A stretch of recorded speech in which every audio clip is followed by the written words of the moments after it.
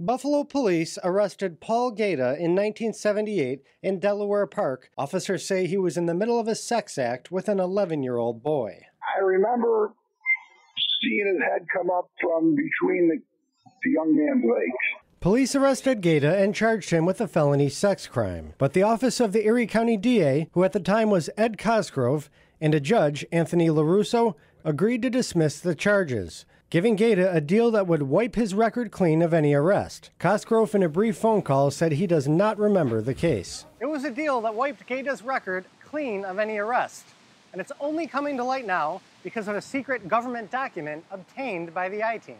According to a secret memo from the Erie County Probation Department obtained by the I-Team, Judge Anthony LaRusso dismissed the charges and sealed the case, quote, after numerous adjournments and letters of reference and a psychiatric report, which stated that the doctor did not believe Gaeta would do this again. I think that what happened in this case is that I think phone calls were made.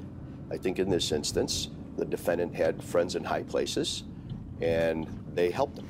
Community leaders in Lovejoy say one of Gaeta's most loyal friends was Norman Backus, a colorful and controversial councilman who once ran for Buffalo mayor, and who also served jail time for letting his properties deteriorate into slums. Backus, nicknamed Stormin' Norman, represented the Lovejoy district on the Common Council in the 1980s. Norm was a big deal. Norm was a big man and a big deal. I wake up saying, when is this nightmare going to end? He was a larger-than-life individual. He used his whole district as his little fiefdom. Linda Hastrader and her mother Marge are Lovejoy activists. They say Backus' political machine got most of its power from a not-for-profit group called ABLE, which stands for the Advisory Board for Lovejoy Elderly and Youth. A few years after police said Gaeta was found in a car molesting an 11-year-old, he landed the top job with ABLE. Backus walked in with Gaeta and said, "This is our new executive director."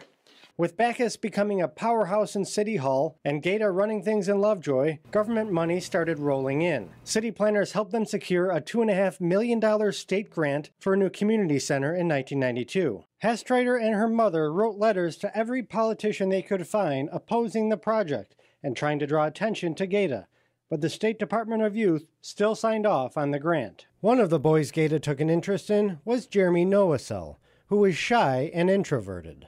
When you look back, that behavior of his was probably what made him easy prey, because he really was a quiet kid. Ron Noasel is Jeremy's older brother. Soon after Gaeta took Jeremy under his wing, Ron says his brother began to act out. Then it's like this light bulb, this switch just went off, and after a couple years of living in Buffalo, and someone would say something, or he would just knock the hell out of you. He just get in these fights, and he just became extremely aggressive. Jeremy's mother, Pam Noasel, says her son didn't admit the abuse by Gaeta until he was in his 20s. And we laid in the bed together for hours, and he cried like a baby. And he told me, he said, "Mom, I'm so sorry I didn't tell you." At a different point in his life, Ron Noasel says Jeremy also confided in him about the abuse. And we got to talking, and he just started crying, uncontrollably crying. That type of cry where it takes 10 minutes to understand one word coming out of his mouth.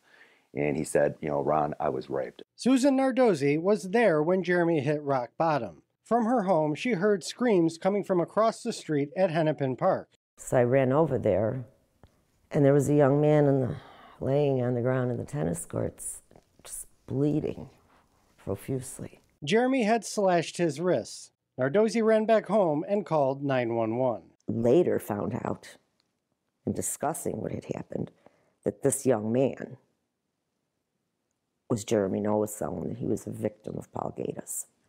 And it was not his first suicide attempt. I think Jeremy had everything to do with Paul Gaeta, everything to do with the abuse. He just had one tortured life afterwards. On December 4th, 2003, at the age of 31, Jeremy Noasel committed suicide. He destroyed my son. I definitely believe he's not here now because of Paul Gaeta. If he would have been able to be the child that he was and not have to look over his shoulder